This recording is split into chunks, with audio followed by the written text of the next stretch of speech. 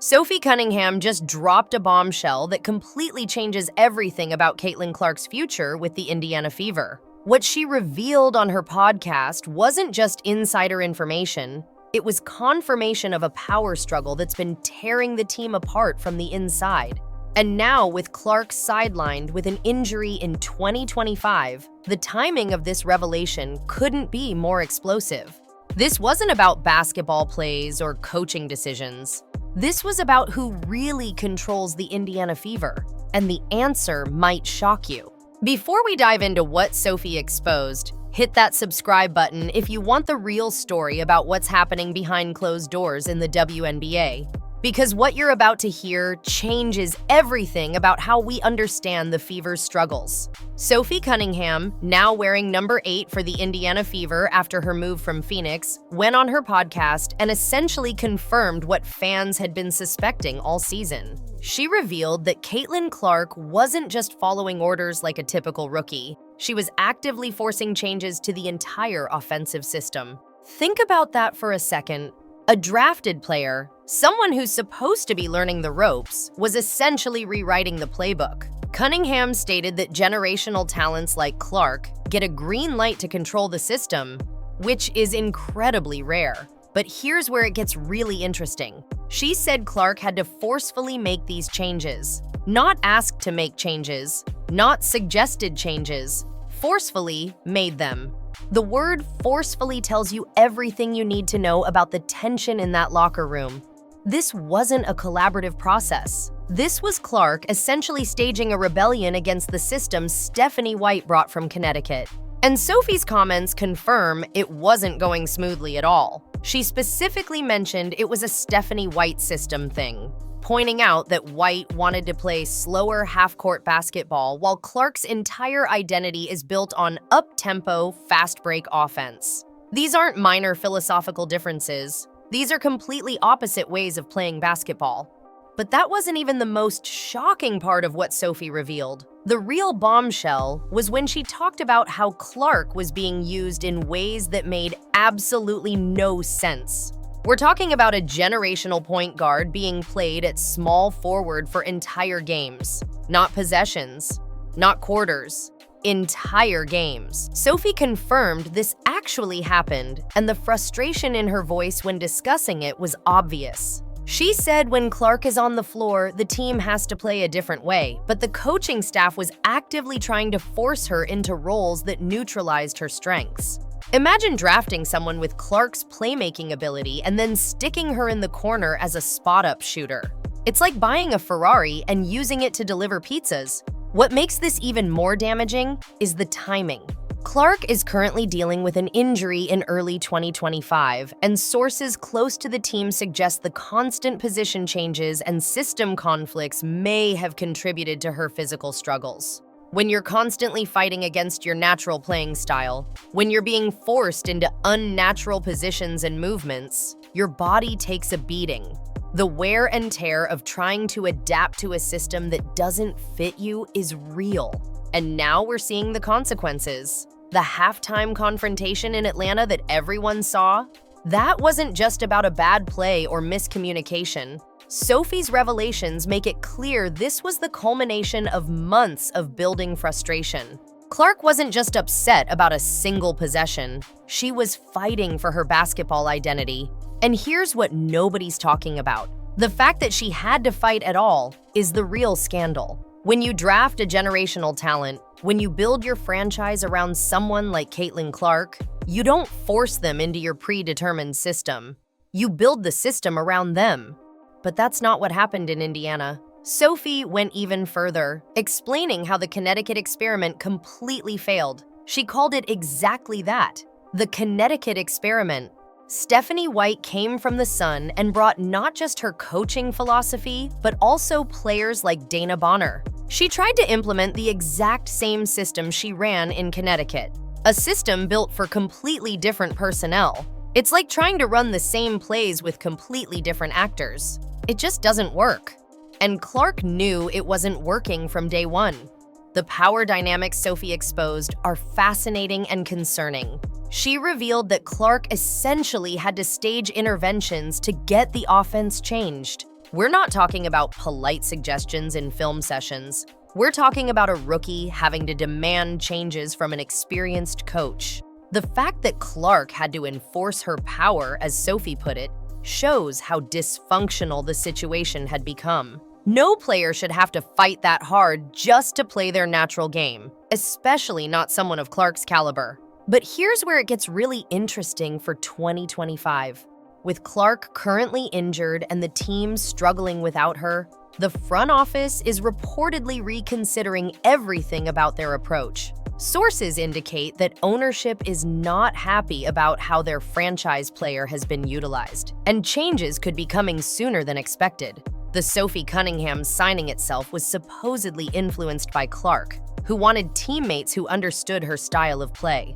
Cunningham's experience playing up-tempo basketball in Phoenix makes her a natural fit for what Clark wants to do. The system clash goes deeper than just pace of play. Sophie revealed that White's motion offense requires constant ball movement and equal touches for all players. It's a democratic approach to basketball that sounds good in theory but completely wastes Clark's unique abilities. Clark thrives in read and react situations where she can survey the defense and make split-second decisions. She needs the ball in her hands to be effective. But White's system had her running around screens and spotting up in corners like she's just another role player. It's basketball malpractice, and Sophie basically confirmed it. What really stands out from Sophie's comments is her emphasis on how rare it is for a drafted player to have this much influence. She wasn't criticizing Clark for it. She was acknowledging the reality that transcendent talents operate by different rules. The problem is that Stephanie White either didn't understand this or refused to accept it. And that refusal created a season-long battle that prevented the Fever from reaching their potential. The financial implications of this dysfunction are staggering. The Fever invested everything in Clark: marketing campaigns, season ticket drives, merchandise deals. Her jersey sales alone have broken records. But if the coaching philosophy doesn't align with her strengths, all that investment is wasted. Sophie's revelations suggest the organization might have to choose between their coach's system and their franchise player's success. And in the modern WNBA, that's not really a choice at all. Looking at the 2025 season so far, the patterns Sophie described are still evident. Even when healthy earlier in the season, Clark's usage remained inconsistent. Some games, she'd have the freedom to run the offense her way, and the Fever would look dynamic. Other games, she'd be relegated to off-ball duties, and the team would struggle to score. This inconsistency isn't just frustrating for fans. It's clearly taking a toll on Clark herself. The injury situation adds another layer of complexity. While the team hasn't released specific details about Clark's current injury, the timing is suspicious. Players don't just randomly get hurt. There's usually an accumulation of stress and strain that leads to breakdown. The constant position changes, the unnatural movements required by White's system, the mental stress of fighting for your playing style, all of this contributes to physical vulnerability. Sophie also hinted at locker room divisions that go beyond just Clark and White.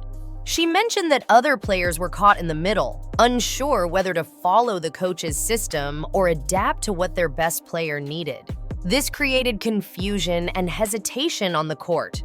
Basketball is a game of instincts and reactions. But when players are constantly second-guessing whether they're running the right play or following the right philosophy, those instincts get dulled. The comparison to Clark's college career at Iowa is stark. At Iowa, she had complete freedom to orchestrate the offense. Her coach built everything around maximizing her unique talents. The result?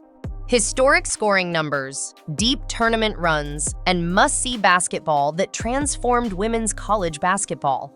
But in Indiana, she's been asked to fit into a predetermined mold, and the results speak for themselves. What makes Sophie's revelations particularly credible is that she has no reason to lie or exaggerate. She's now a teammate, invested in the team's success. If anything, she'd be motivated to downplay internal conflicts. But instead, she's confirming what many suspected.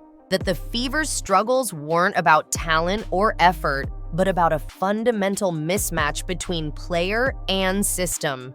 The front office response to these revelations will be crucial. They can't pretend they don't know about the dysfunction anymore. Sophie's comments have made it public, and fans are demanding answers. The attendance numbers and TV ratings that Clark brings are too valuable to waste on a system that doesn't maximize her impact. Every game she's limited by coaching philosophy is money left on the table. There's also the matter of Clark's long-term commitment to the franchise. Generational players have options, even in the WNBA's restricted free agency system.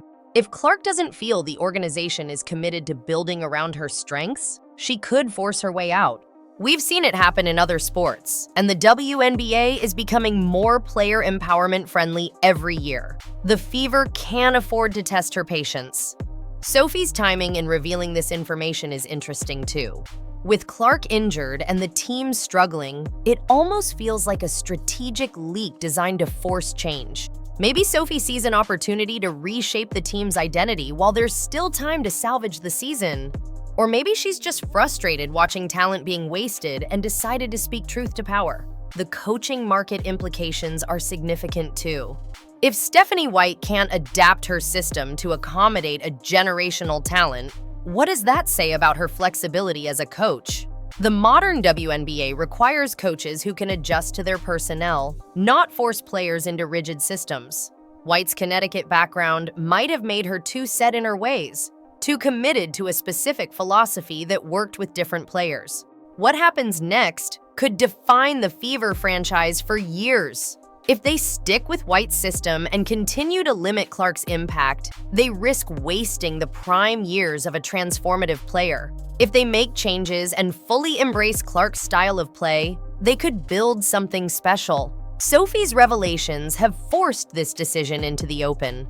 There's no more hiding behind coach speak and diplomatic answers. The injury situation makes everything more urgent. While Clark recovers, the organization has time to reflect and potentially make changes, but they need to have a clear plan in place for when she returns. Another season of philosophical conflicts and position experiments could push Clark to her breaking point, and once you lose a player like that, you don't get them back.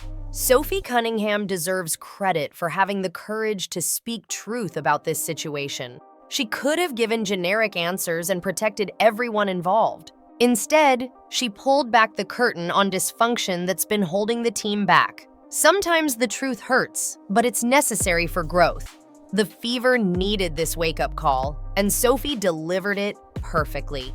As we wait to see how this all plays out, one thing is clear. The status quo isn't sustainable. The Fever have to choose between their coach's system and their superstar's success. Based on Sophie's revelations, that choice should be obvious. But in professional sports, the obvious choice isn't always the one that gets made. If you think the Fever need to fully commit to building around Caitlin Clark's strengths, drop a comment below and let us know your thoughts. And don't forget to subscribe for more exclusive WNBA coverage, because this story is far from over.